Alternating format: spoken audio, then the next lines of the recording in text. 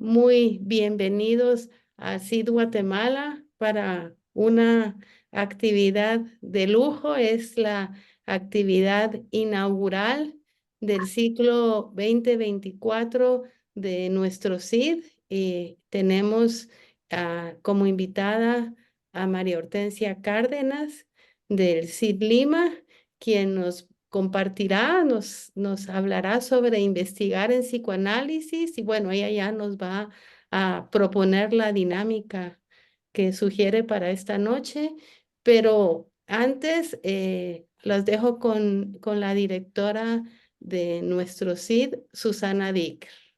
Bien, le voy a hacer una presentación mínima a María Hortensia y a todos ustedes, más que nada porque pensamos desde el lugar de responsables, ¿no es cierto?, del CID, el directorio, y pensando también en que para nosotros, para lo que apostamos, para una posible enseñanza del psicoanálisis, que apostamos por una posible transmisión de sus conceptos, de su clínica, de su práctica, y si podemos decir de su ética, la pregunta por lo que implica investigar en psicoanálisis no es superflua. Más aún cuando nos toca atravesar una época donde pareciera que el acceso a la información hace un como si fuera un acceso al saber. Cuando la tecnología nos permite acceder a ello con un solo clic en la computadora, incluso en el teléfono. Cuando la inteligencia artificial nos convierte en tramposos a la hora de exponer lo que queremos vender como un saber adquirido, un saber que es producto de una supuesta investigación. Jacques Alain Miller nos recuerda algo, que Jacques Lacan enseñó Freud. Enseñó a leerlo porque partía del supuesto de que no se lo leía, porque se creía comprenderlo. Por eso hizo de los escritos de Freud su materia de enseñanza.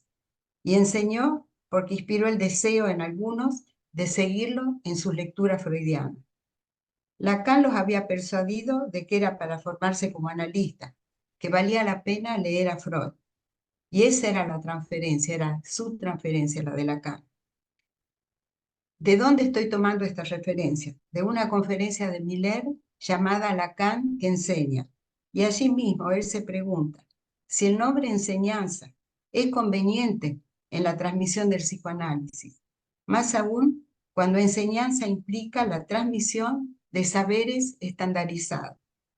Y cuando estamos en el terreno del psicoanálisis y en el uno por uno de cada uno de lo que transmitimos, hablamos, escuchamos, sabemos que esa enseñanza, si se acerca a una pedagogía, puede convertirse en un obstáculo al saber.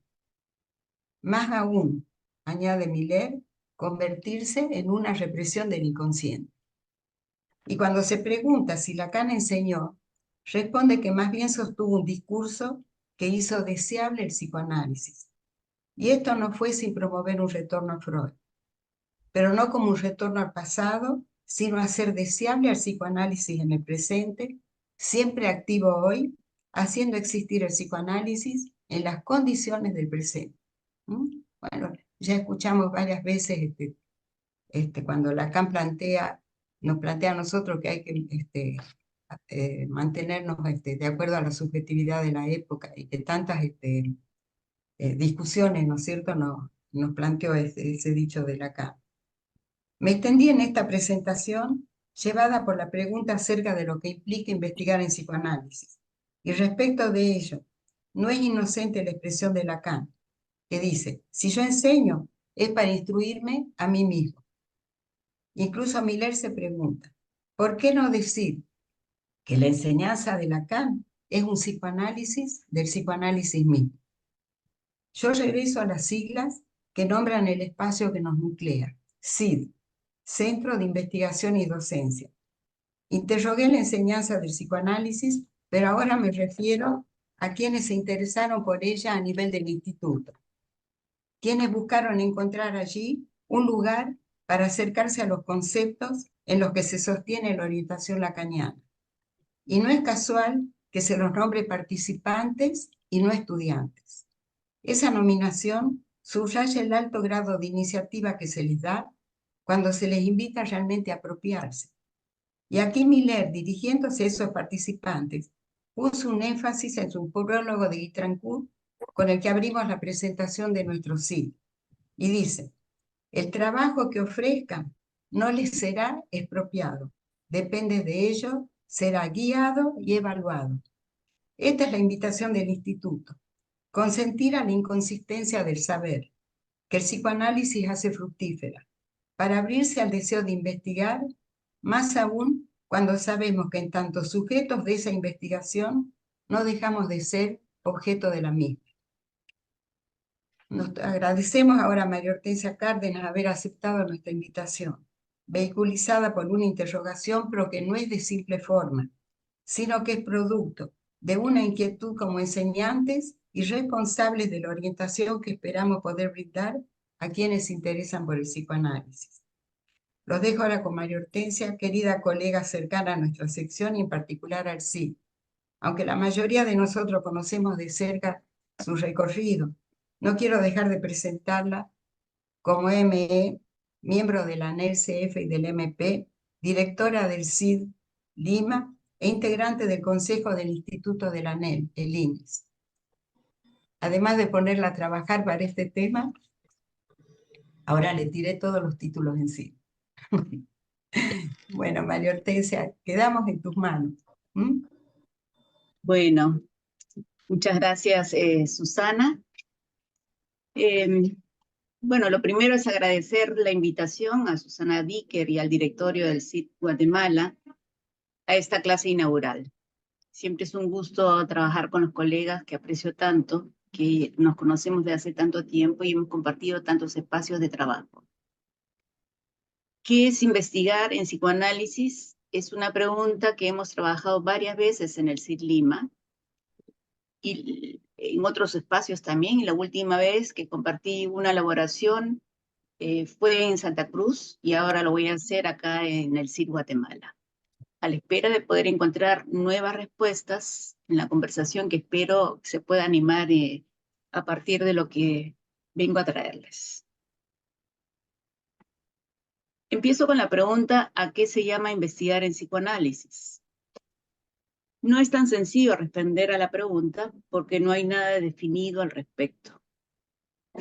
Trataremos hoy de rodear la pregunta por la investigación en psicoanálisis, que está anudada a la enseñanza y que habría que añadir también a la investigación sus efectos de formación, y que me parece que está íntimamente articulada la investigación, la enseñanza y los efectos de formación que se pueden extraer de ella. Trataré de demostrarlo ahora. Tenemos alguna idea de lo que es la investigación académica de corte universitario, pero no es lo mismo desde la orientación lacaniana. Para dar una idea, rápidamente ubico algunas demostraciones sobre qué es investigar en psicoanálisis. Por ejemplo, los seminarios de Lacan o los cursos de la orientación lacaniana de Jacqueline Miller. Son modalidades singulares de investigación y de enseñanza que han sido para muchos un lugar de formación. Por supuesto, no voy a saltearme a Freud, pero también hizo todo ese trabajo de investigación que está puesto en toda su obra. Partimos de una pregunta que trata de ubicar un problema a investigar. Primero nos planteamos una pregunta. Y ahí donde los conceptos no dan respuestas suficientes. Por eso es que nos ponemos a investigar. La investigación implica una búsqueda a la espera de lo nuevo, de un encuentro, de un hallazgo. Es decir, que no supone meramente la repetición de lo ya sabido. No se trata de compilar un saber.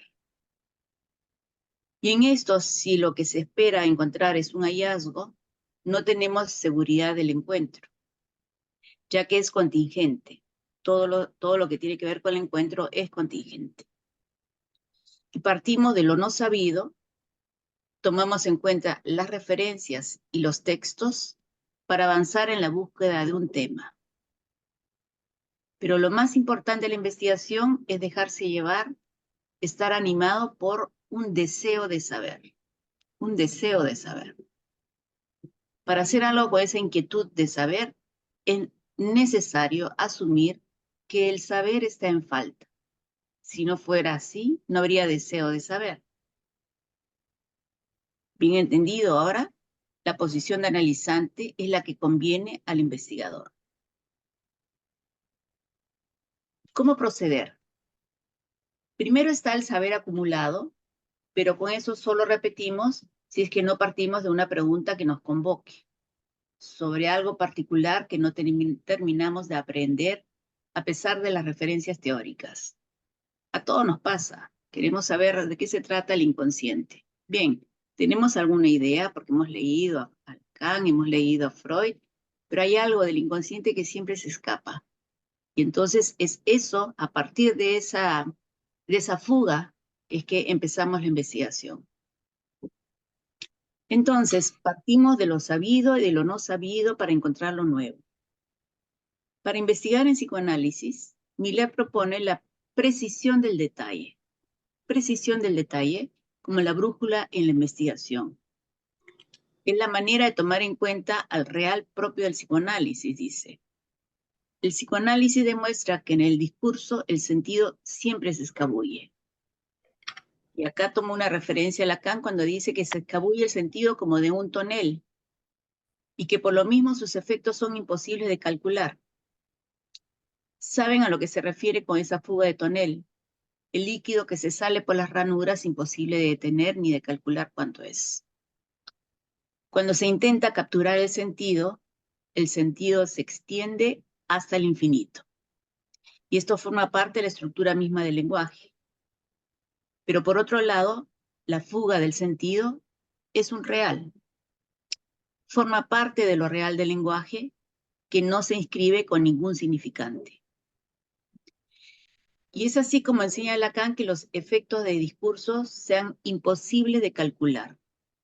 No hay cómo tapar los agujeros del tonel, forma parte del malentendido y de lo real del lenguaje. Podemos deslizarnos por cadenas de sentido, pero siempre nos toparemos con un agujero, el límite de lo real, ahí donde no hay más saber. Esa es la dificultad.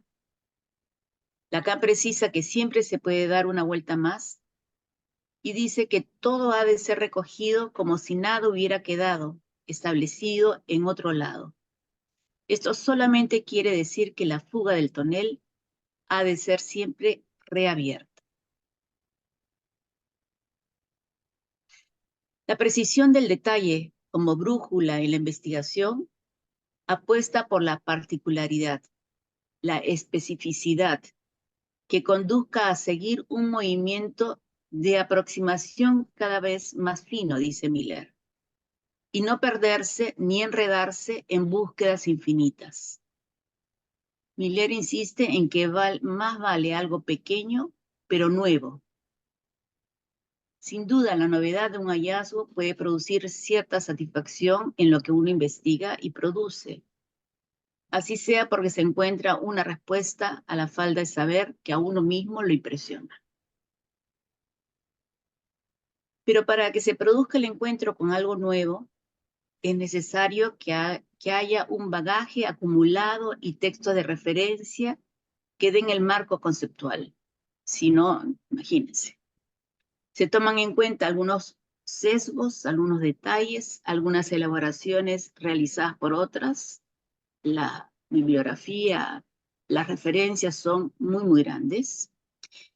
Y solo con este saber acumulado previo se puede elaborar algo nuevo que sorprenda y produzca alguna satisfacción. Podemos preguntarnos cuál es el campo de investigación del psicoanálisis. En primer lugar, en torno al saldo de saber en un análisis sobre el funcionamiento del propio inconsciente. ¿Sí? Retomo la pregunta. Sí. ¿Cuál es el campo de investigación del psicoanálisis?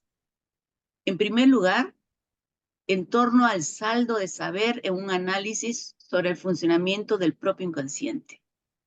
Eso que extraemos como un saldo de saber sobre el funcionamiento del propio inconsciente. El PASE, por ejemplo, es un método de investigación para hacer avanzar el psicoanálisis cada vez que un AE nominado pueda transmitir el saldo de saber de su experiencia, de su recorrido y final de análisis. En segundo lugar, se podría responder que es el campo de investigación, es el campo de la práctica analítica y del estudio de los casos, que es lo que nos interesa. Freud nos ha dejado sus enseñanzas sobre los casos que investigó. El psicoanálisis empezó así. Del saber obtenido de la escucha de sus pacientes, Freud fue construyendo todo el marco conceptual del psicoanálisis. Sus casos paradigmáticos, el caso Dora, el hombre de las ratas, el hombre de los lobos, etc., son una demostración de los esfuerzos que hizo por corregir sus errores. Freud tomó en cuenta sus fracasos para enfocar las curas de manera diferente. El caso Dora, por ejemplo, tuvo repercusiones en Freud y es lo que se puede apreciar después en el análisis del caso de la joven homosexual. Por su lado, Lacan aborda el caso Dora en muchos momentos a lo largo de su enseñanza, tomando en cuenta los avances de sus propias elaboraciones. El caso Juanito es trabajado en el seminario de la relación de objeto, 1957, y lo vuelve a trabajar en 1975 en la conferencia en Ginebra sobre el síntoma, desde una muy nueva perspectiva. Tomo como ejemplos a Freud y a Lacan, pero en cada caso la práctica analítica puede cambiar. La lectura de los casos solo es posible en relación con un saber textual y referencial. El saber referencial es ese que encontramos en los textos, en los seminarios teóricos. Y el saber textual, ese que tiene que ver con la relación de cada uno con su inconsciente. El saber textual de la propia experiencia analítica. Es decir, uno no investiga tomando distancia de una experiencia subjetiva, de la manera más objetiva posible. No es posible en psicoanálisis. Siempre en una pregunta uno mismo está implicado. Se puede investigar sobre la práctica y este es un punto importante, porque la práctica cambia. No hay nada fijo ni concluido y por diversas razones. Y cambia no solo por efectos de formación en cada uno. También se puede plantear que como con la transmisión y la enseñanza de Jacques Miller sobre su ultimísima enseñanza de Lacan, ha ocurrido un giro importante en la práctica de la comunidad analítica en las escuelas. Por supuesto, eso no es la primera enseñanza de Lacan, que nos ponemos a investigar sobre la muy última enseñanza.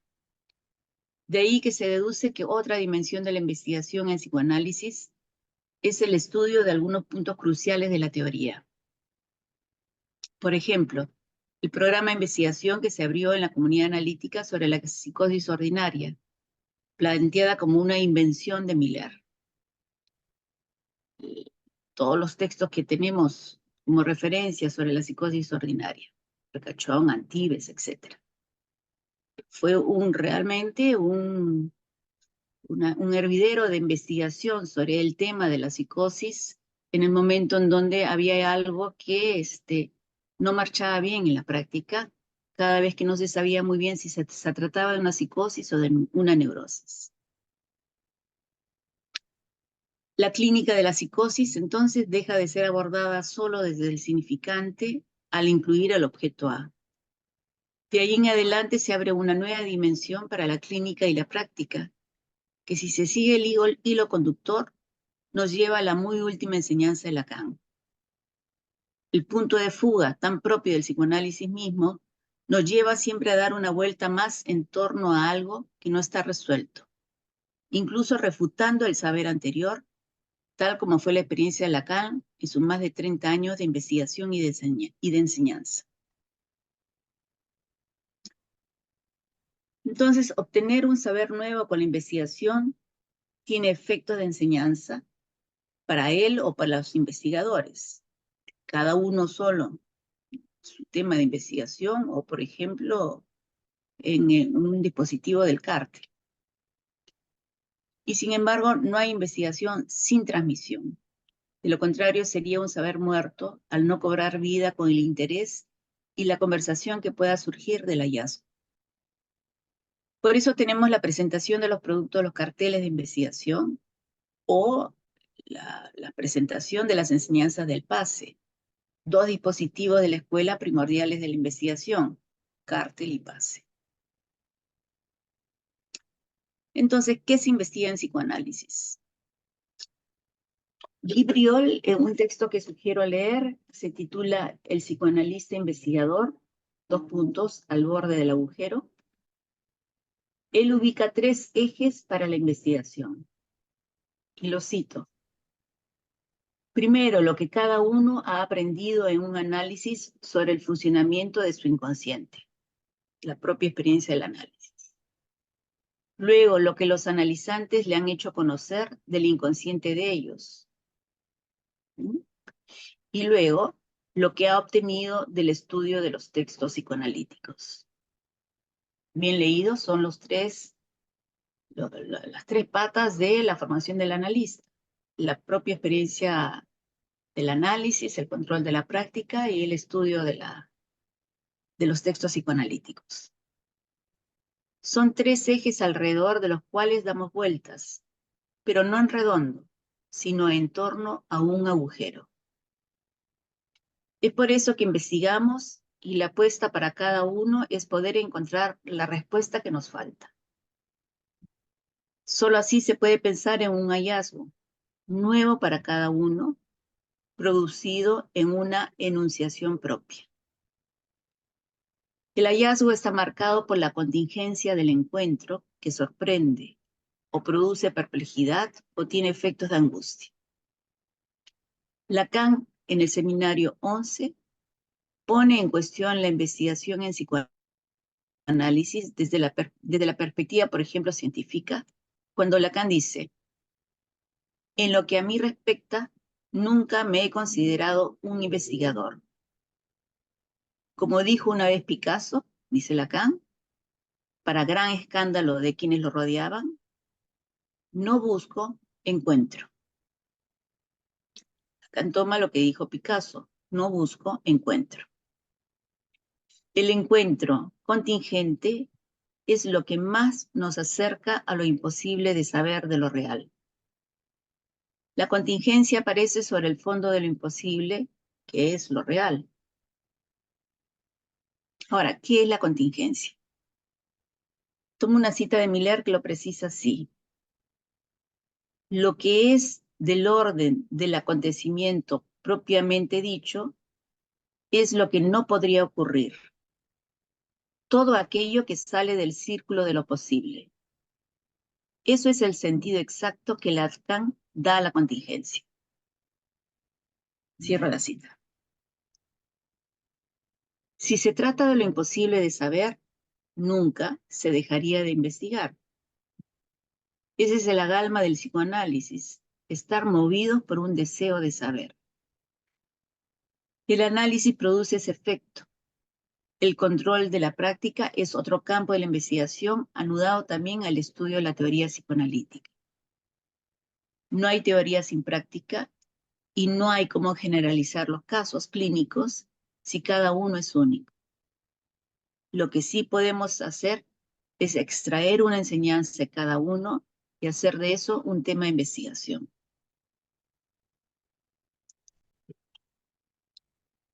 Sobre la enseñanza.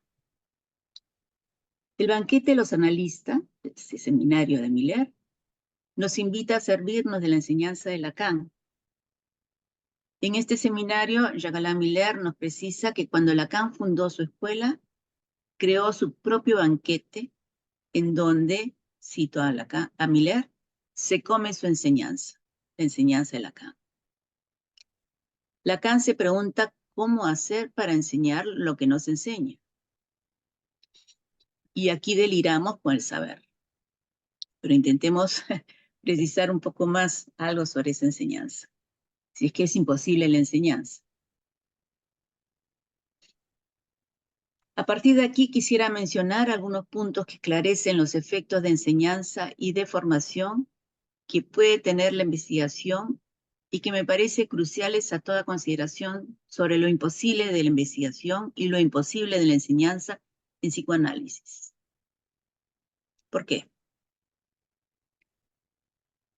En primer lugar, en una escuela todo es de orden analítico. Eso nos lo dice Miller en la teoría de Turing acerca del sujeto de la escuela. En una escuela todo es de orden analítico. Añade que esto es un axioma, es decir, un principio tan claro y evidente que no necesita demostración. El concepto de escuela responde a la estructura misma de la experiencia analítica. Bien. La enseñanza participa de ese orden.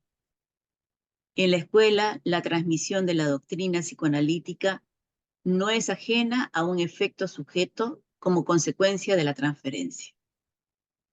Hacerse por lo menos una pregunta, porque uno se topa con lo imposible de saber. Tercer punto, hay la causa psicoanalítica. La escuela aloja esa causa y esto es lo que pone a trabajar. La enseñanza forma parte de la experiencia de la escuela y lleva en sí las marcas de esta causa. Entonces es la causa psicoanalítica la que nos mueve.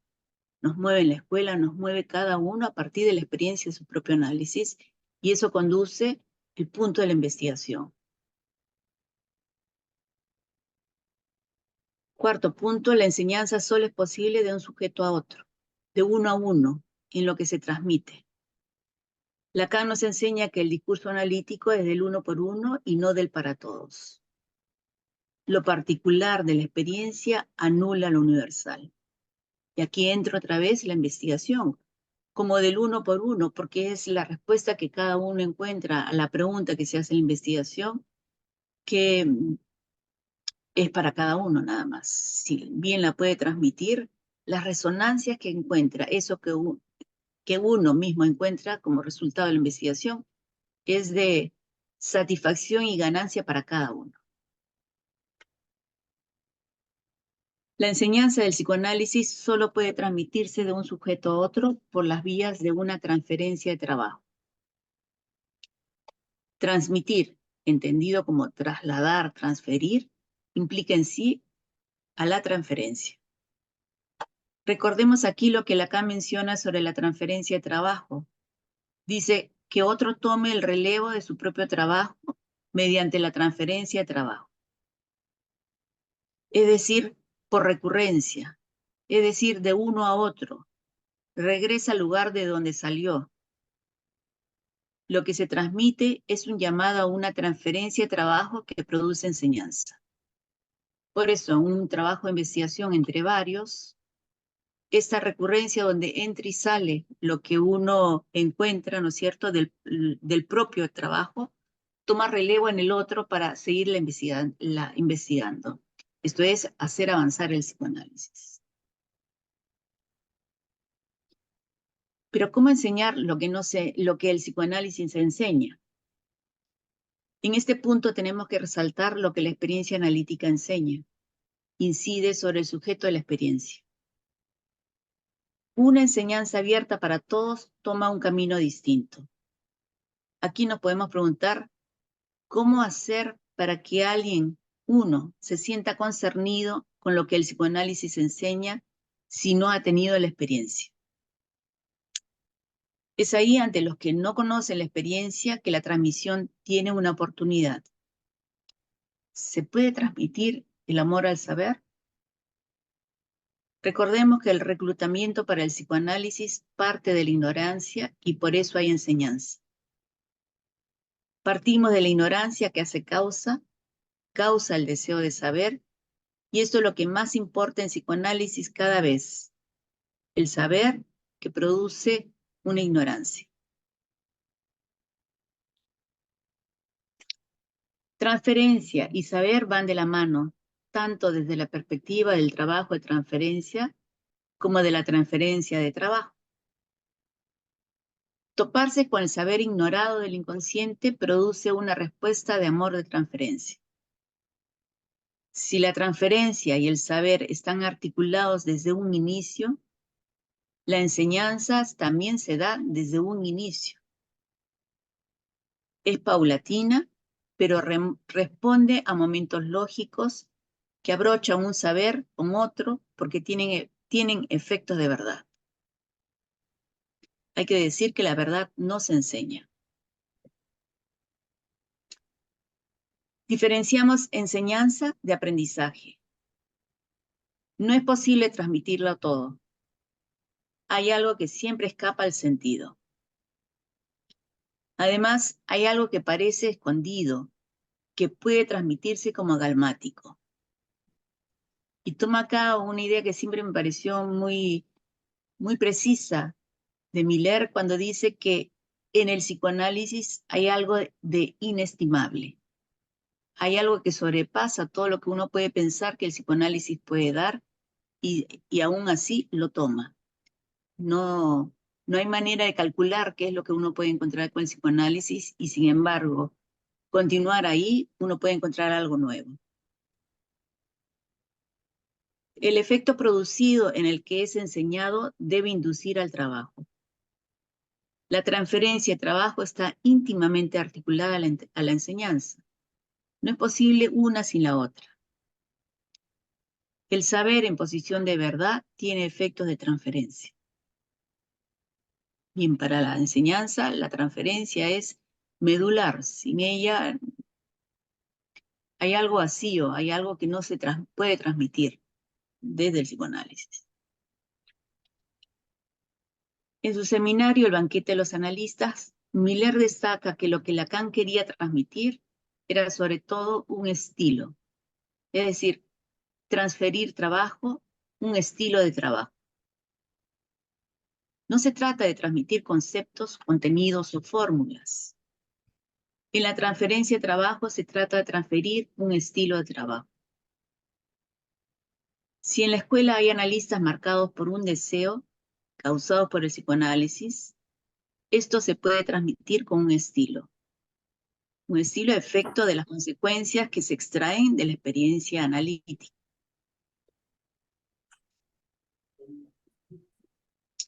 El analista en su posición de trabajador decidido y de enseñante se encuentra en posición de analizante que se deja enseñar y que a su vez transmite en su enunciación los efectos de formación que tuvieron en él su propia experiencia analítica. Entonces, esto me parece que da un giro, que anuda un poco la posición analizante que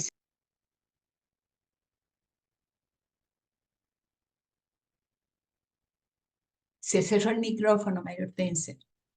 me dice que el anfitrión me ha silenciado, pero aquí sigo. Bien. ¿Y qué estaba? Ah, sí, en ese punto. El analista se encuentra en posición de analizante que se deja enseñar y en ese dejarse enseñar a su vez transmite en su enunciación los efectos de formación que tuvieron él su propia experiencia analítica. Eso es lo que se transmite. Aquí retomo una bella frase que el Miller toma también, que dice así, cuando planteo que no existe un acuerdo entre la enseñanza de saberes epistémicos y la formación. Y entonces Miller toma una bella frase de Séneca, cuando Séneca le dice a Lucilius respecto a los saberes que se pueden aprender. Miller recorta lo siguiente: todos esos saberes no debemos aprenderlos, sino haberlos aprendido. Es una condición previa. Haberlos aprendido significa haber pasado por la propia experiencia, la experiencia del análisis, para poder decir algo sobre ese saber. Es decir, no es el saber textual. Esta condición previa para la formación nos sitúa otra vez en tiempos lógicos. No hay primera vez para el aprendizaje y se basa en saber ignorar lo que se sabe. Finalmente, la enseñanza en psicoanálisis podría producir el mayor de los efectos, una transformación del sujeto, es decir, devenir en analista. La experiencia analítica es propiamente la enseñanza del psicoanálisis. La experiencia analítica es propiamente la enseñanza del psicoanálisis. Bien, eso como piezas sueltas. Continuemos ahora. La investigación en psicoanálisis, si está anudado al propio análisis y al control, puede producir transformaciones con efectos de formación. Como dice Lacan, un poco sorprendido, esa transformación del practicante puede ocurrir de la noche a la mañana, cuando uno menos lo piensa. De una práctica que se hace más simple y más eficaz antes incluso de hacerse más transparente. Con este efecto de transformación subjetiva que el practicante puede constatar que es contingente, que se presenta como un chispazo, se puede plantear que no hay una formación lineal en la que se empieza de cero hasta llegar a una meta, o en la que se empieza desde, por ejemplo, el CIT y se va pasando hacia la escuela. No hay una linealidad en todo eso. Más bien la formación del analista está hecho de discontinuidades que marcan un antes y un después en la práctica. La formación no es acumulativa ni continua. Son encuentros que producen efectos de división subjetiva. La formación está hecha de rupturas como consecuencia de un encuentro que revela una falla en el saber, de algo que no puede ser aprendido con los recursos imaginarios y simbólicos. Son momentos de ruptura que dejan marca. Ahora, ¿de qué saber se trata? En palabras de Miller, Lacan quiso al mismo tiempo analistas que no fuesen mediocres, dice Miller, sino expertos y sabios. Sin duda quiso también que sepan poner en paréntesis competencia y conocimientos para acoger lo inaudito del caso. Pero eso supone que tengan esa competencia y esos conocimientos. Es decir, Lacan quería que los analistas, los que estaban vinculados al psicoanálisis, no fuesen mediocres, ¿no? Pero había que poner en paréntesis esa competencia y esos conocimientos para poder capturar lo inaudito del caso. ¿Mm? Pero para poder captar lo inaudito del caso se supone que uno tenga esa competencia y esos conocimientos. Es así como Miller enseña acerca de saber ignorar lo que se sabe. Insisto en este punto. Se hace a un lado el saber que se tiene para dar lugar a una lectura y una escucha nueva para que pueda surgir algo del no saber. Lacan estaba interesado en saber si lo que enseña sirve para algo. Sirve para algo. Es lo que habría para cada uno que se deja enseñar, constatar si lo que Lacan enseña sirve para algo. En última instancia, en el psicoanálisis, desde su condición de práctica, todo lo que hacemos en la enseñanza, en los carteles, en las investigaciones, en las lecturas, en los estudios, etc., Miller dice, es para atender mejor a los pacientes. No podría decir, no sé, podría ser para otra cosa, pero Miller lo precisa. El psicoanálisis es una práctica, habría que buscar cómo trabajar mejor con los pacientes. Y todo lo que hacemos va por ahí. Ahora, todo esto que les he mencionado, que quería transmitir, tiene en el trasfondo es que hay un real. ¿Mm? En la proposición del 9 de octubre del 67 sobre el analista de la escuela, Lacan plantea que el analista no existe. Lo sabemos.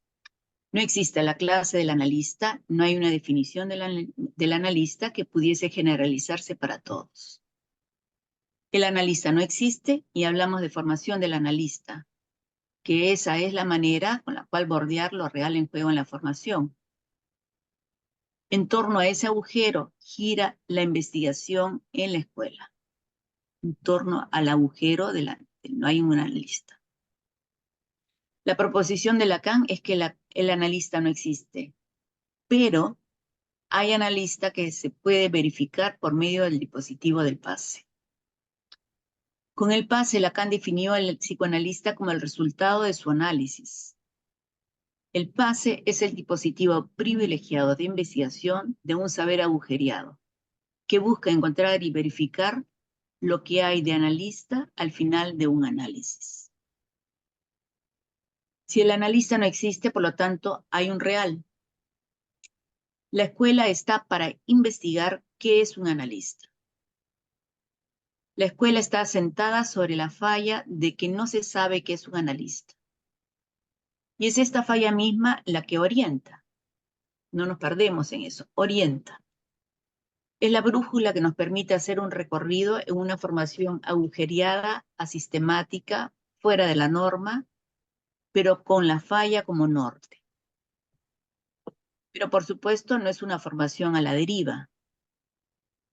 Lacan incluye a la escuela como el quinto concepto fundamental del psicoanálisis, un cuarto nudo para los tres registros, donde cada uno puede anclar una formación que puede mostrarse inconsistente.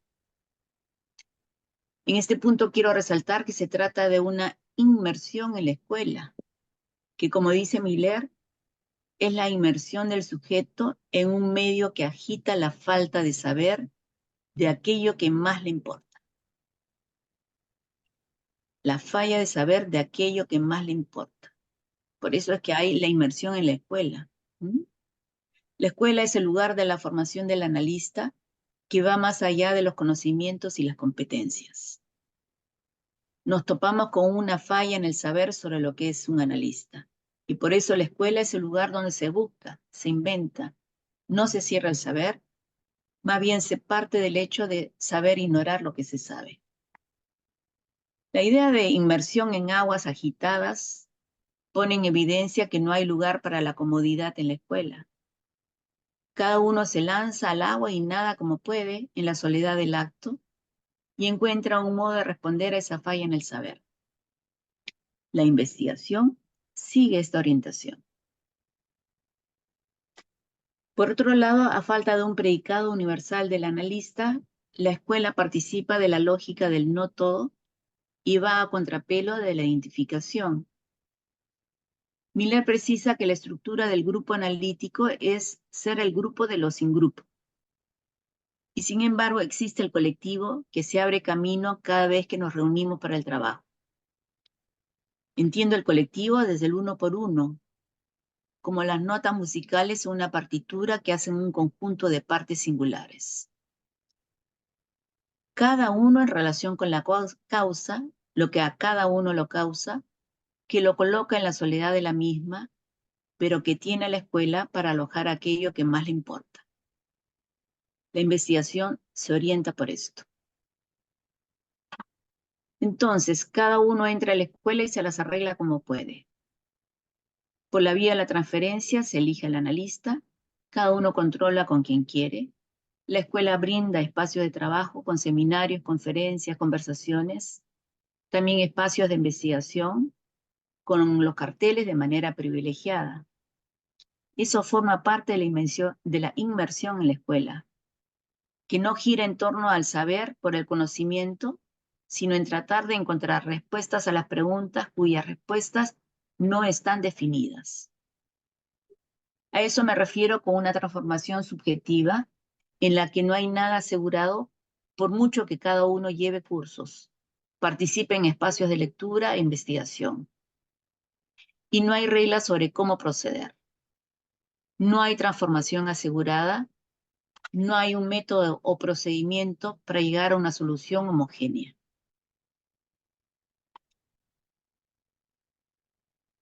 Por último, como las flores japonesas. ¿Cómo entender lo que Lacan dice en El triunfo de la religión, cuando dice que sus escritos no son para comprender, sino para que se los lea? Y que aunque no se los comprenda, eso provoca algo, provoca querer saber lo que no se comprende. Luego, en ese texto, agrega: no lo hice a propósito para que no los comprendan los escritos. Fue una consecuencia de las cosas. Dice, yo hablaba, daba clases muy coherentes y muy comprensibles, pero como solo las transformaba en escritos una vez por año, el resultado era un escrito que en relación con el caudal de lo que había dicho, constituía un concentrado completamente increíble que es preciso poner en el agua como las flores japonesas para verlo desplegarse. Esta comparación tiene su valor, dice Lacan, cierra las comillas. Bien, es preciso poner en agua las flores para verlas crecer. La investigación y la enseñanza dan vida a esas flores. Hasta aquí.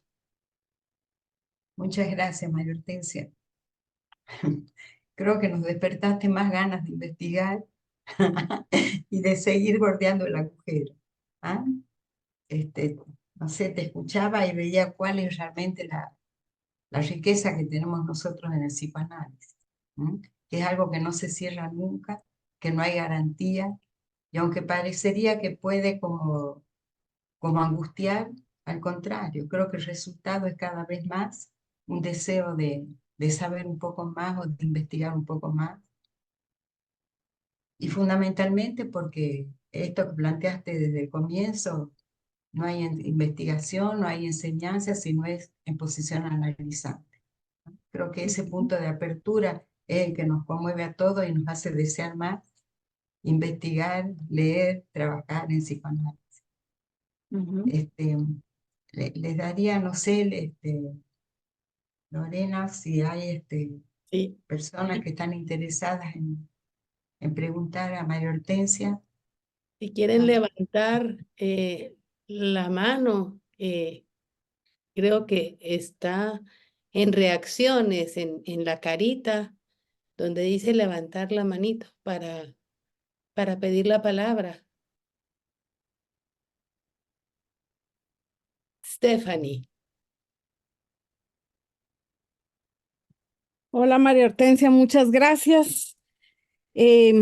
Hace unas semanas me ha estado dando vueltas esta aproximación a la clínica cuando hace 20 años las preocupaciones eran o giraban más que todo alrededor de las estructuras y hoy se topa uno cuando se quiere acercar a eso con una infinidad de nombres de la clínica de Lacan.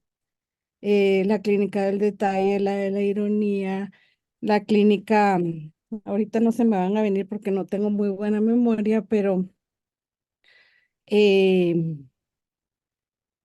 ay, no se me viene ahorita, pero las tenía hace unos días porque he estado dándole vuelta. Para una persona que se está acercando a la clínica, que puede ser angustiante, esta cuestión, por ejemplo, de las estructuras, de las psicosis ordinarias, de tantas variantes que hay para poder investigar sobre eso, para poder, yo sé que no hay nada que pueda dar certeza, pero ¿por dónde poder empezar para que a veces no angustie todas estas nuevas posibilidades que se abren, que cuando uno se acerca, se va viendo cómo realmente se va cerniendo algo, se va hilando más fino, o sea, me parecen de mucha utilidad, pero a veces cuando uno se topa en un primer encuentro, puede resultar angustiante toda esta nueva o no tan nueva, pero tal vez sí ahora se discute mucho todas estas nuevas posibilidades, como por dónde podría empezarse para que haya un camino un poco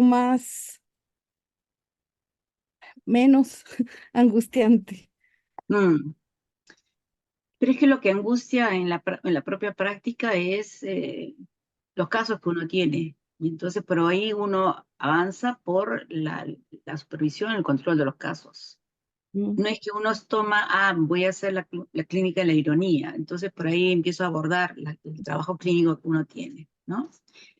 Uno empieza, los principiantes o los que están recién con la práctica o quieren adentrarse un poco más en la orientación lacaniana, desde el inicio, hay que saber muy bien de qué se tratan las entrevistas preliminares y luego ir avanzando en la producción del sujeto, el inconsciente, etcétera, el ABC, más o menos, ¿no es cierto? Aquí eso viene a partir de lo que uno va estudiando y el control de la práctica. Y además la experiencia del propio análisis.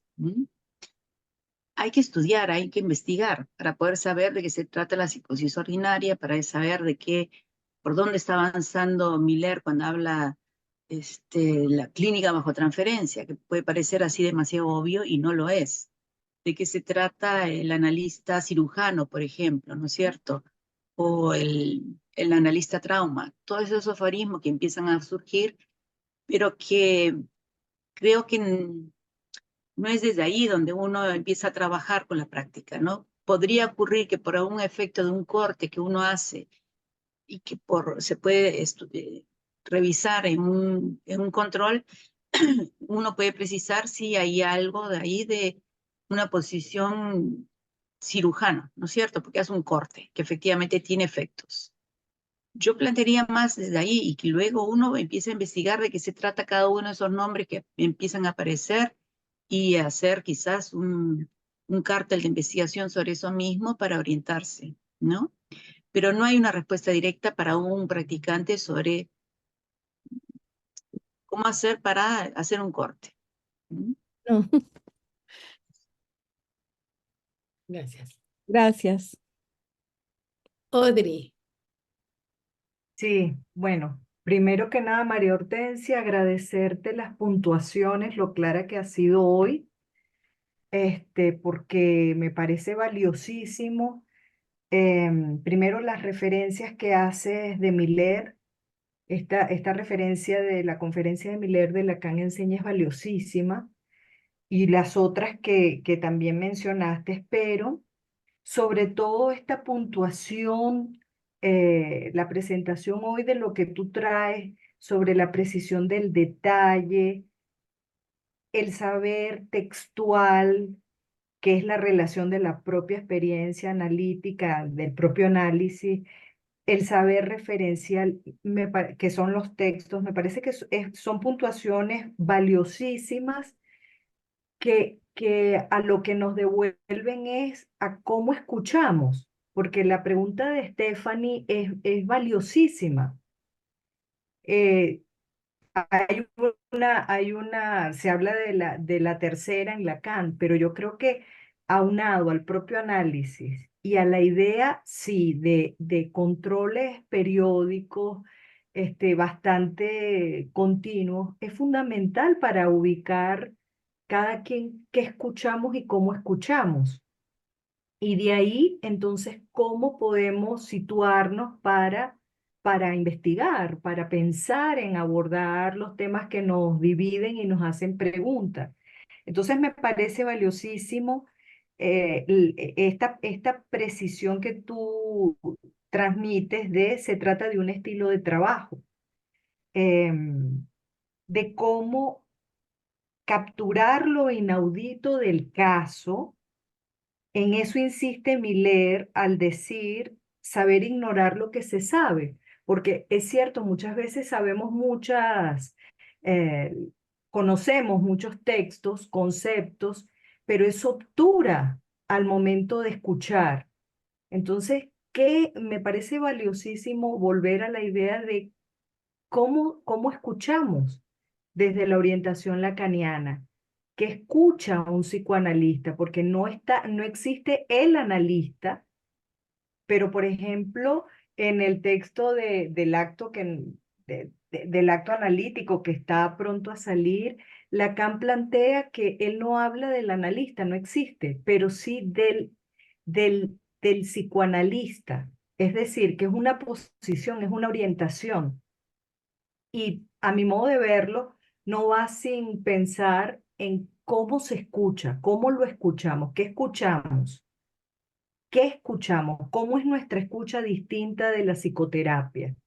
Entonces, te agradezco mucho esta puntuación entre todas las que he mencionado y otras que he ido anotando, de saber ignorar lo que se sabe. Esa es una frase de trabajo. cada día para nosotros y para trabajarla en nuestros propios análisis y en relación al control también. ¿Cómo Ujú. escuchamos? Gracias, María Hortensia. Sí, sí, algo que tomo de lo que has dicho, ¿no? Que me parece muy valioso de parte de Miller cuando plantea de dedicarse al detalle. O sea, la escucha debe ser también del detalle, ¿no? Los divinos detalles para ver qué cosa uno puede, entre los mil bla, bla, bla que se dice, uno puede tomar justamente algo que incluso desde la psicosis ordinaria nos permite poder entender un poco más de qué se trata el caso. Pero precisar un detalle en la investigación implica no irse por las ramas, no infinitizarse, ¿no es cierto?, en la investigación. Muy puntual, porque eso nos va a acercar mucho más a a la pregunta que uno mismo tiene por hacer sobre lo que quizás a uno pues lo sorprende, lo divide, lo angustia, lo deja así sin respuesta para algo. Investigar va por esa línea. ¿Mm?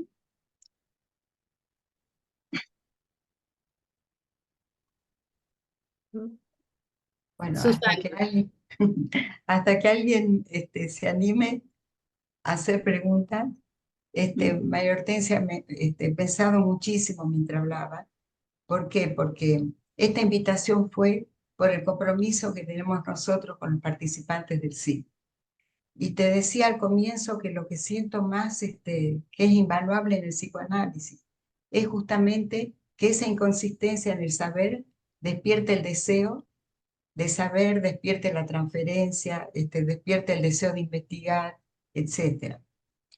Pero como estamos, creo que, ojalá pueda expresarlo, pero estamos en un punto como de juntura entre apropiarnos, ¿no es cierto?, de esa inconsistencia en el saber para usarlo como algo agalmático, como el objeto, ¿no es cierto?, que nos causa, y no hacer de eso también la excusa para quedarnos acomodados en que en el psicoanálisis no hay garantía, hay inconsistencia, le hacemos mucho lugar a las contingencias, etc. ¿A qué voy? Que muchas veces, por más que tratamos de transmitir que en el psicoanálisis la base está, ¿no es cierto?, en ese agujero, en esa inconsistencia y demás, la gente se achica, se retrae, no hace preguntas, no participa. Incluso es interesante cuando leía a Miller que Lacan se había propuesto volver a Freud, porque decía que la gente no leía a Freud porque creía comprender. Uh-huh. Entonces, todo esto te lo digo porque este espacio, fundamentalmente, nos interesaba en función de los participantes del CID.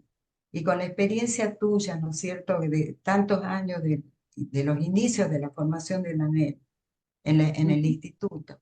No sé si hay algo que se te ocurre como mensaje para nuestros participantes con respecto a esto, que no sé si ha sido enmarañado lo que planteé, pero es esta disyuntiva que se nos plantea, ¿no es cierto?, entre esa inconsistencia que jala y que estimula y da brillo, y esta cuestión quizás de... Stephanie decía, ¿cómo hacer para que uno que quiere empezar la clínica no se angustie? ¿Ah? Yo creo que a los participantes también les pasa cuando se enfrentan con los primeros textos de psicoanálisis. Uno se angustia, son un poco jeroglíficos, crípticos al principio. Entonces no sé si hay algo que nos quisieras transmitir desde esa experiencia tuya de tantos años lidiando con este tema, seguro. Sí, o sea, los que entran al CID son participantes, no son alumnos, son participantes Eso, porque participan, ¿no? Entonces, sí, ¿cómo hacemos para que participen? Para contagiarles un poco el deseo por y el amor por, ¿no es cierto?, por la conversación durante las clases, etc. Yo, hace ya desde algún tiempo, ¿no es cierto?, por ejemplo, en el CID Lima, para poder animar un poco la investigación también, cada uno de los cursos que llevan, mi experiencia ha sido eso, es un tema general. Por ejemplo, podría ser el seminario 11, que es uno de los temas así, que lleva un tiempo largo. Es el tema general, ¿no? Se forman grupos pequeños de 3 o 4, de acuerdo al número que hay en cada uno de los cursos.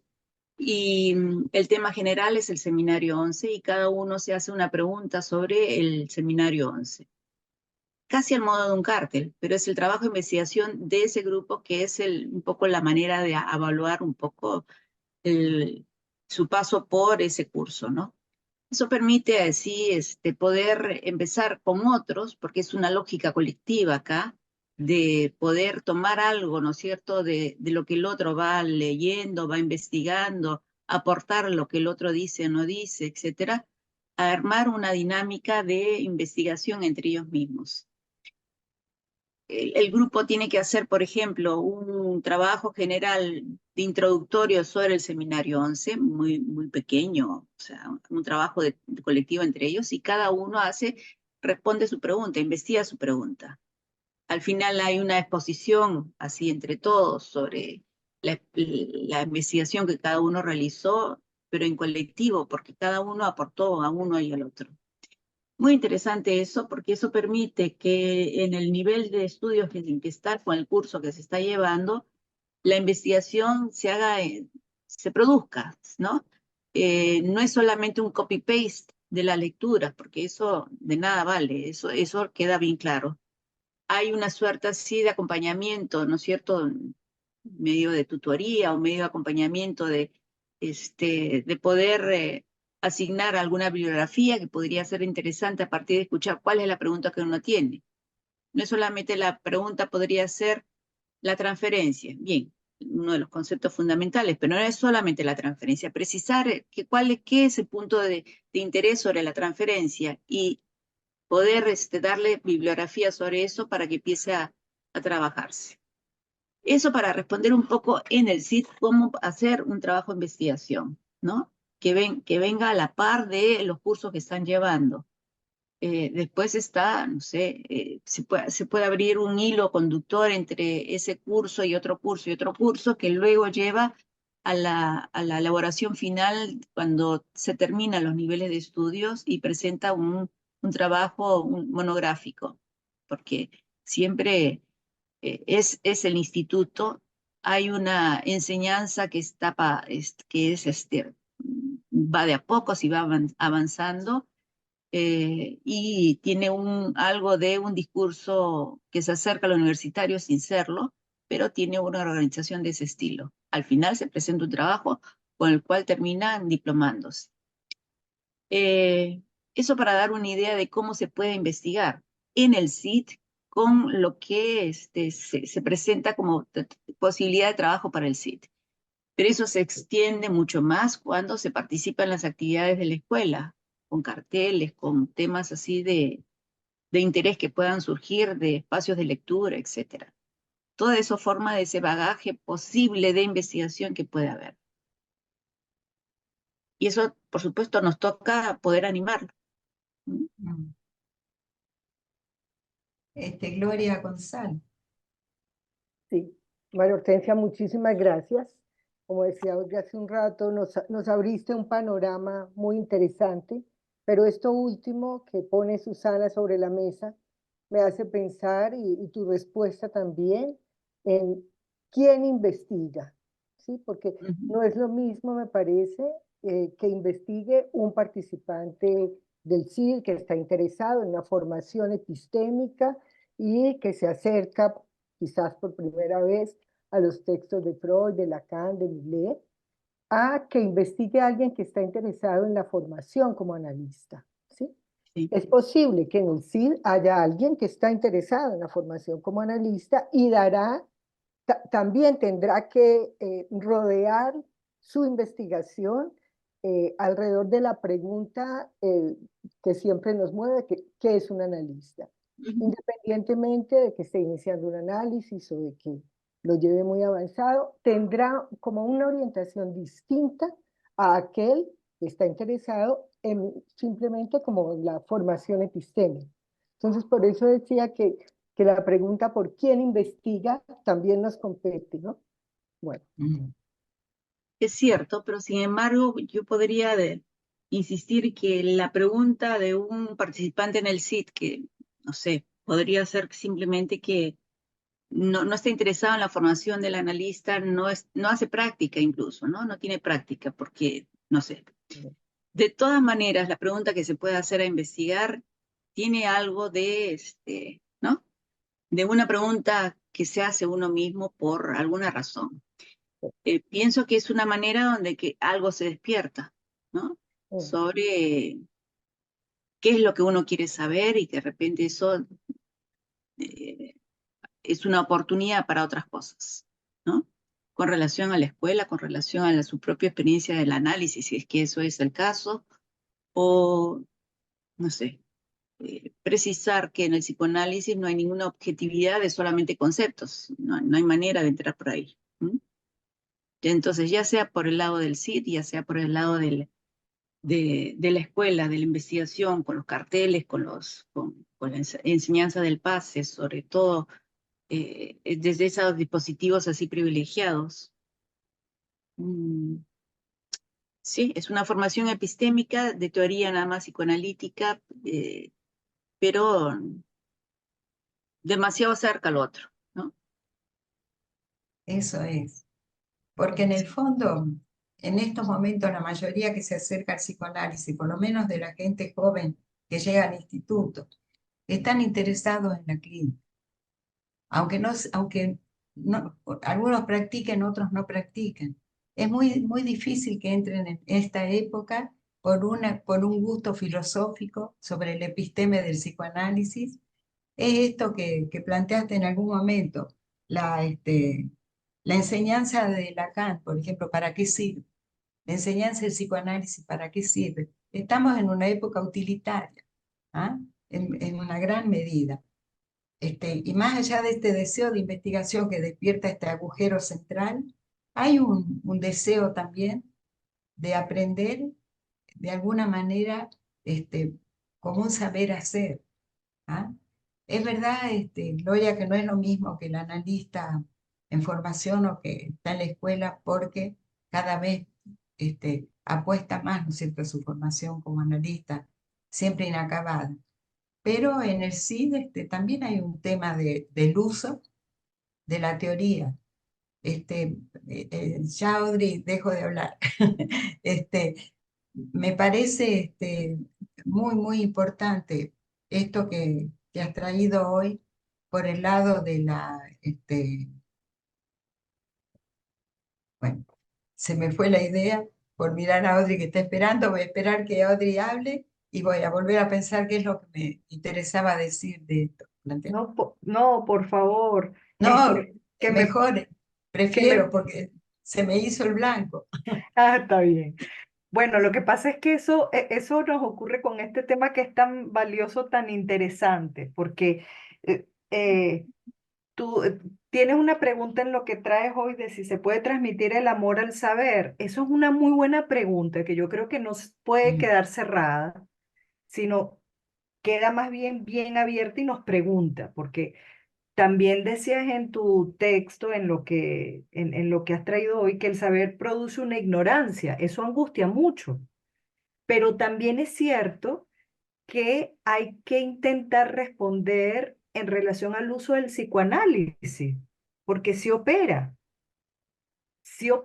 aunque no con la prontitud con la que existen otras, con la prontitud de los intentos que hacen las psicoterapias, pero sí hay un valor de uso del que hay que hablar, me parece que es muy importante eso en nuestra práctica, que no va por el lado de, y que últimamente a mí me hace mucha pregunta, efectivamente, hasta dónde cuando hay presentaciones realmente, incluso se habla de la posibilidad de presentaciones de caso, o si lo que tenemos que volver es a qué son las entrevistas preliminares, qué es la presentación de un caso, porque me parece que esto viene de la mano con el planteamiento que traes hoy, María Hortensia, de qué es investigar en psicoanálisis. ¿Cómo investigamos? Si hay muchas vertientes, pero es a partir del caso por caso, por ejemplo. Y es algo que hay que, me parece que siempre destacar, es parte de nuestra orientación y es así, defenderlo desde ese lugar por la utilidad que tiene, por el uso que tiene y porque es la única manera de responder incluso a la posibilidad del uso y vigencia como práctica. Entonces, Ujú. sí había una pregunta, María Hortensia, que te tenía, pero no la tengo muy clara cómo formulártela. Era en la parte que tú decías algo en relación a lo epistémico y no sé si era lo epistémico y la experiencia analítica relacionado a esto de querer investigar. O sea,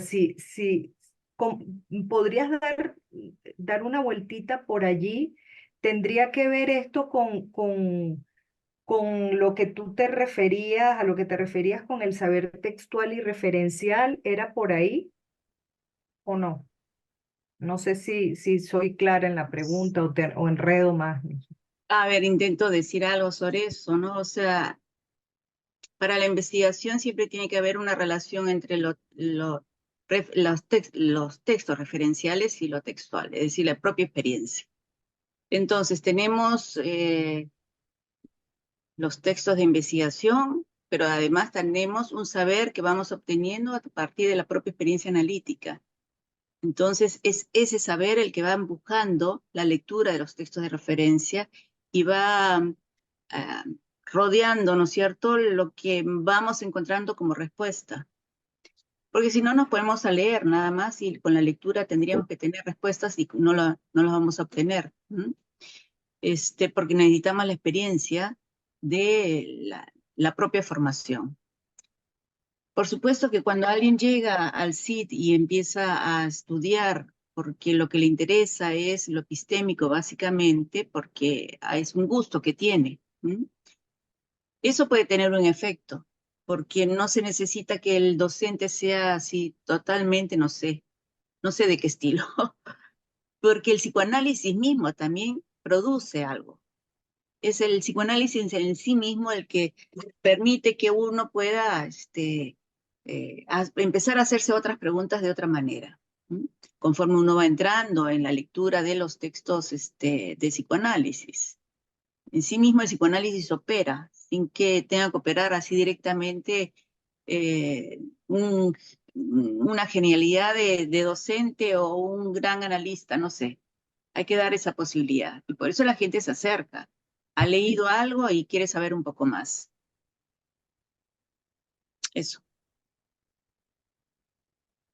Ana María, estás Yo- muteada. Perdón. Bueno, gracias María Hortensia por tu desarrollo. A mí me gustó esta como ordenamiento, división que hiciste de la investigación que se lleva a cabo en el propio análisis, en la práctica y en los textos. En conclusión, nunca dejamos de ser investigadores, o a eso apuntamos, que todo el tiempo está la pregunta. Y me gustó esto que apuntabas de, bueno, el investigador se transforma hacia eso, digamos. Y pienso que no es lo mismo ser un lector sin pregunta a un lector con pregunta, tomando en cuenta ese deseo de saber, ese agujero. Y entonces, a partir de estas, digamos, tres rubros que tú mencionabas, pensaba también cómo el propio análisis puede ir modificando la manera de acercarse a cómo repercute en las otras investigaciones, epistémica, en la clínica, van enlazadas, me parece. Ujú. Este, y me llamaba la atención este significante que tú dices, inmersión. A Ujú. propósito, bueno, de los participantes del CID, si pudieras ampliar un poco más, ¿qué implica es una inmersión en qué? Inmersión en el propio deseo de saber, ¿de qué inmersión en la escuela? Porque es una inmersión, me parece singular para cada participante, para cada sujeto que se acerca a la escuela. No hay el protocolo, eso me gustó que dijiste, no hay como el recorrido universitario. ¿verdad? No, es el 1 por 1. Mm, Entonces, si puedes decir algo de eso. sí, la inmersión es como tirarse a la piscina y empezar a nadar como se puede. Entra uno en el campo del psicoanálisis y uno ahí se queda sorprendido por todo lo que puede obtener desde el psicoanálisis. Y uno va a veces a tientas o a veces así, sorprendido sobre lo que va descubriendo o a veces queriendo saber mucho más, por supuesto, va avanzando acompañado, solo, etcétera. La idea es esa, ¿no? Cada uno, porque algo se va despertando en uno con relación a las preguntas que uno mismo se puede hacer, acompaña a la formación del analista y la escuela ese es el lugar de la enseñanza, el lugar de la transmisión, el lugar de la formación. Eso lo sabemos, pero para cada uno es eso mismo. Cómo se lanza a la piscina, ¿no es cierto? En esa inmersión en el agua de todo lo que uno puede saber o no saber, cómo empieza a chapotear por ahí y a encontrar con quienes compartir esa experiencia. Una inmersión así a profundidad, ¿no es cierto? Sí que se puede decir así, pero sin ahogarse, por supuesto. Y también puede haber una suerte así de inmersión en los textos, cuando eso se transmite en el SIT, ¿no? Porque no es de cualquier manera como uno empieza a leer los textos de psicoanálisis. Es con la lectura lacaniana de todo esto y que despierta sobre todo, ¿no? Algo que queda sin saber, que está adormecido, que está negado, que está, no sé, reprimido, etcétera, algo despierta también y uno empieza a investigar por ahí. Mafer Ríos. Hola, buenas noches. Tengo un par de preguntas para ver si comprendí bien algunos conceptos. Me llamó mucho la atención esta pregunta de si se puede transmitir o contagiar el amor al saber en el psicoanálisis, en especial en el espacio del SID. Y me gustó como, si bien siempre se recalca bastante de que el aprendizaje, esta inmersión en el psicoanálisis orientado por Lacan siempre es 1 por 1, cada quien nada como puede, pero también se rescata algo de lo colectivo en el proceso de la investigación, en cómo lo manejan en el CID que usted comentaba, y en especial en el hacer grupo de los sin grupo. O sea, van 1 por 1, es una inmersión muy personal, muy individual, pero también están tratando como de rescatar algo de esta colectividad, de que Ujú. no quede solo un aprendizaje o una inmersión, no es una inmersión aislada, eso me llamó mucho la atención, no es una inmersión aislada de cada miembro del CID, sino que de cierta manera esta experiencia 1 a 1 también también se va hilando algo de manera colectiva, pero no sé si capté bien el concepto, solo para aclararlo. Sí, por supuesto que sí. Cada uno está solo en su investigación porque es su propia pregunta, pero también está en el colectivo porque habrá más de uno que investiga lo mismo que uno investiga, solamente que las respuestas que cada uno encuentre van a ser diferentes, ¿no? El tema en general quizás se comparte, ¿no es cierto? Eso lo vemos, por ejemplo, en las jornadas, ¿no es cierto? Hay el argumento general, hay los ejes de trabajo. Cada uno puede interesarse en un eje de trabajo y empezar a investigar sobre eso, pero el abordaje que uno hace es totalmente singular, porque los ejes de trabajo generalmente tienen que ver con los casos que uno va a presentar para poder ubicarlo en ese eje de trabajo. Entonces, a partir del caso clínico, que es el único de por sí, porque es el caso clínico, uno va viendo cómo es que el eje le permite a uno orientar el trabajo que realiza para la construcción del caso para ese momento. ¿Mm? Eso se hace no solamente porque uno ha sido el que trabajó con el paciente, el analizante, sino que lo llevó a control y el control le dio a uno las posibilidades de investigar sobre lo que está ocurriendo con ese caso y entonces hacer una elaboración sobre eso, que la construcción termina siendo como es. Hay muchas cosas que quiero transmitir, como cómo es que se van enlazando, ¿no es cierto? Y que luego esa investigación se pone a discusión en la conversación clínica, que permite una mayor elaboración sobre eso, obtener otro saber diferente que a uno le permite, sí, trabajar de otra manera quizás después con el paciente. Tiene efectos de formación en ese sentido. María Hortensia, ahora aprovecho yo para hacerte una pregunta. Justo tiene que ver con la investigación en el marco del CIDE. Gloria en algún momento decía, ¿quién investiga? Pero también está la pregunta que creo que hay una respuesta que esbozaste de para quién son como los productos de la investigación, porque pues eso se materializa en trabajos de distinta índole. Pueden ser estos que tú señalabas del CID Lima, que son como estas elaboraciones colectivas, por ejemplo, con esto del seminario 11, al final una monografía. Pero eso podría pensarse un poquito desde la lógica del discurso universitario, que es para el otro, pero tú hablabas de que la investigación produce una satisfacción y una ganancia de saber que por lo que vas planteando es, por supuesto, para el investigador, pero que se transmite a los otros y algo se logra en esta colectividad de la que hablabas. Entonces, si pudieras darle una vueltita a ese punto, que me parece importante.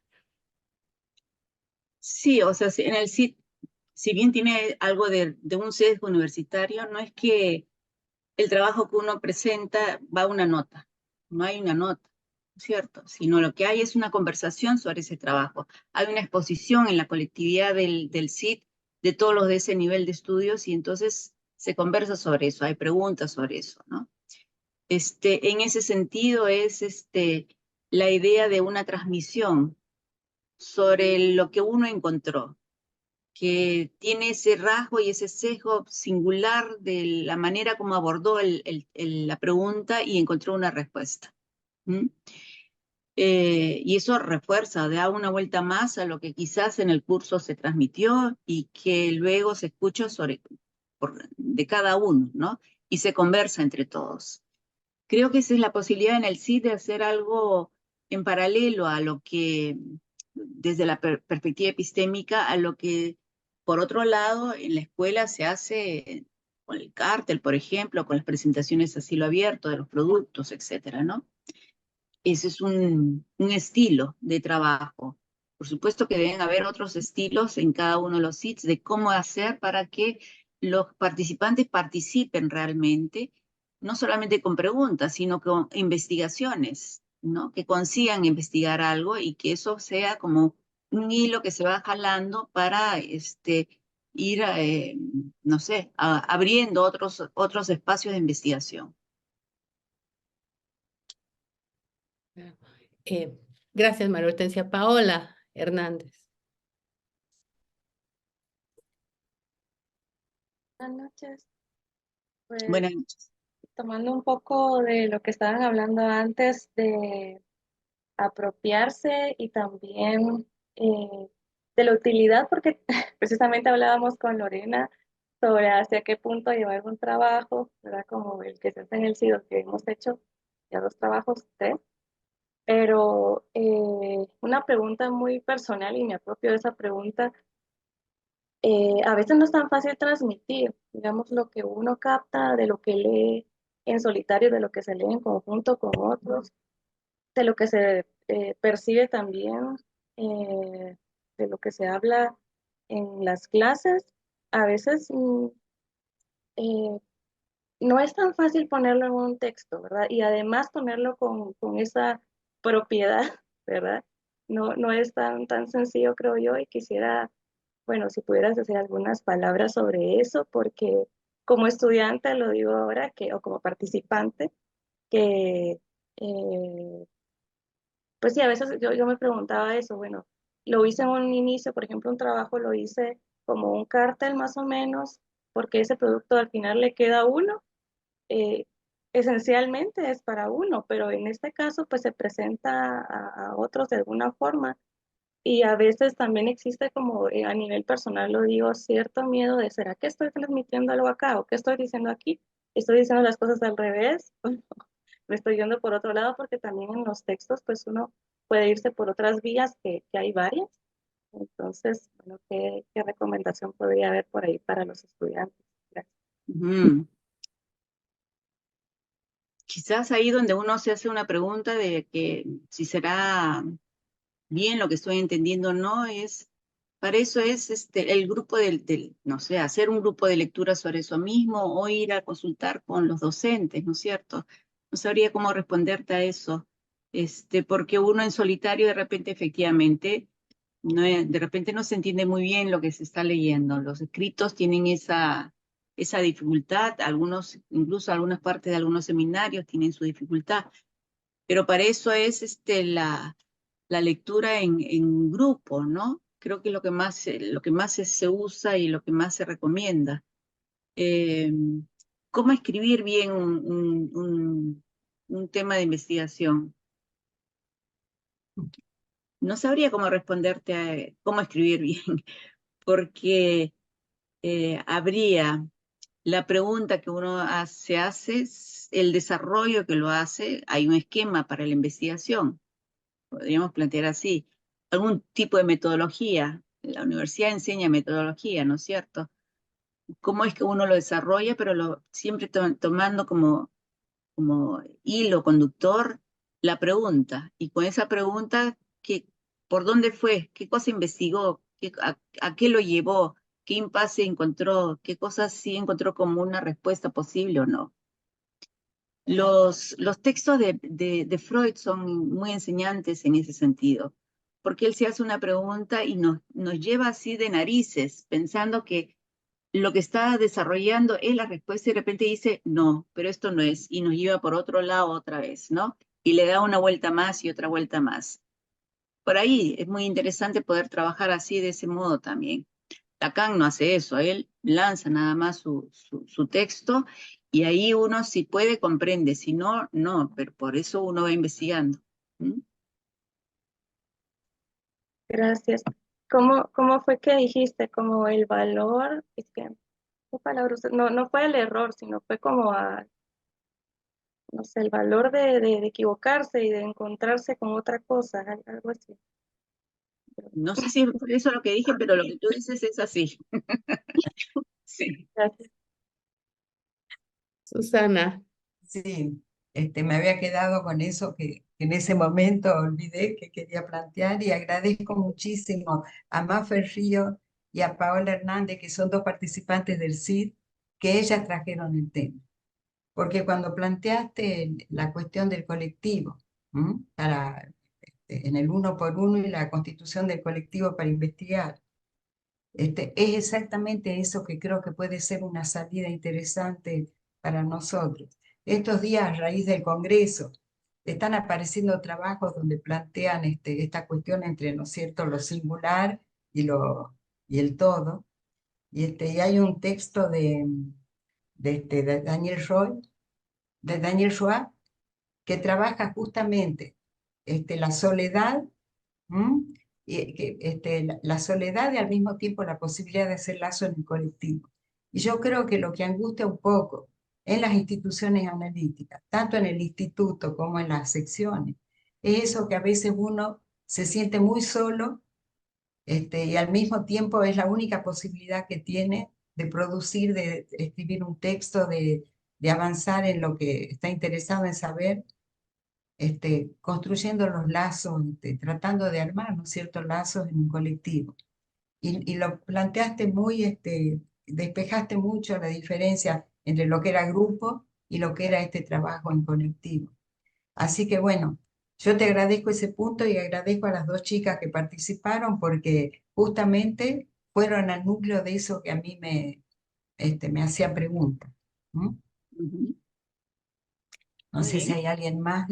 Acá hay muchos participantes del CID de Guatemala, del CID Lima, del CID Bogotá, del CID Medellín, y están colegas nuestros con mucha experiencia en el trabajo en los CID, ¿no es cierto? Estaba Gisela Cordido, Luz Elena Gavilla, está Isabel, María Isabel Vive. Uribe, sí, de lo que estoy, no sé, que he visto en un momento, Gloria González, y creo que esto es un colectivo, de alguna manera, intrigado por qué es la investigación en psicoanálisis, ¿ah? ¿Qué particularidad tiene?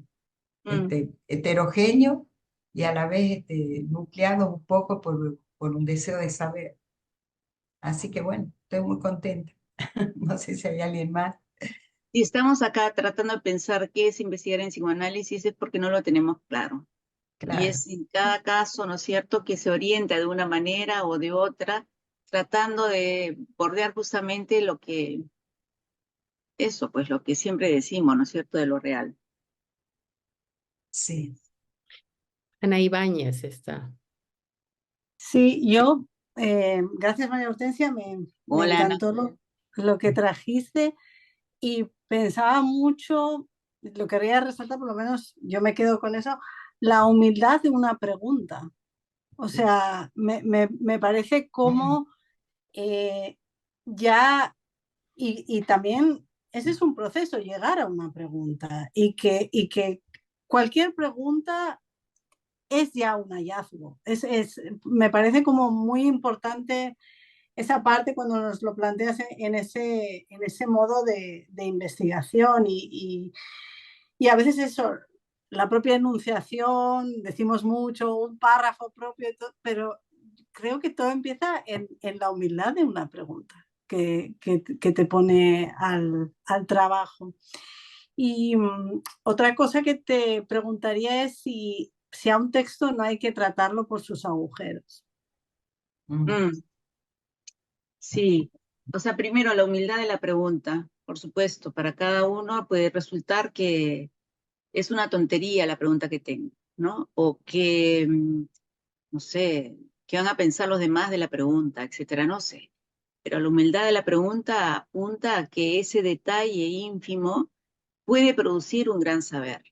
Y sobre todo le vale a uno mismo porque va investigando por ahí y además eso se pone así a la transmisión y a compartir eso que uno ha encontrado. Y sí, o sea, todos los agujeros, todos los textos tratan de darle una vuelta al agujero, ¿no? Se orientan por el agujero, porque si no sería conceptos y definiciones, nada más, ¿no? Una cosa objetiva, nada más. Eso es el psicoanálisis. La gran pregunta, ¿de qué se trata todo esto?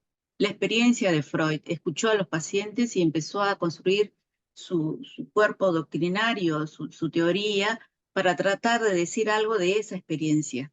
Y nos orientamos por eso, nos enseña.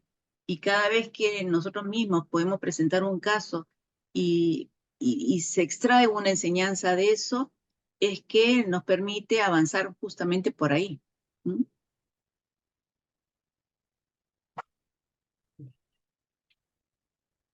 Susana, creo que por la hora, especialmente en otras latitudes, ya podemos ir Así es, sí. cerrando. Bueno, Lorena, te toca despedirla a los colegas, a los participantes, a María Hortensia.